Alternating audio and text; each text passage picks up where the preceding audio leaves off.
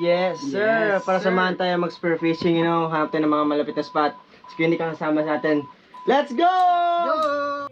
On board ng Ong Farm, sumakay na rin kami ng boat.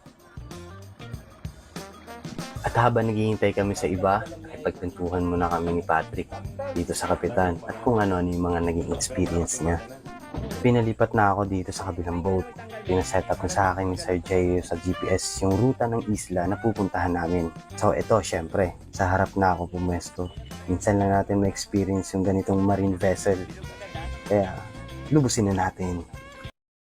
Sana po ay ingatan niyo rin po mga mahal namin sa buhay. Salamat po sa pagkain namin. Hindi niyo po kami pinabayaan kahit nandito po kami sa dagat. Maraming salamat po, Lord. We lift up everything to you in Jesus' name. We pray. Amen. Amen. Game.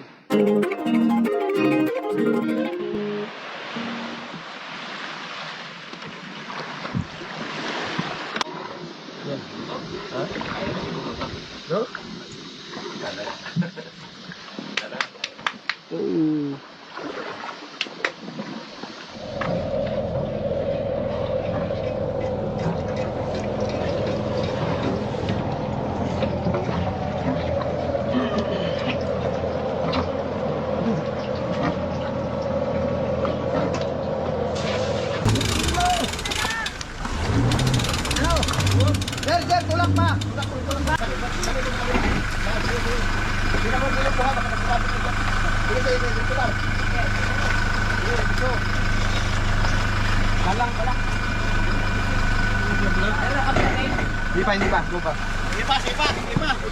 Straight. Okay na yan. Sige. Hop!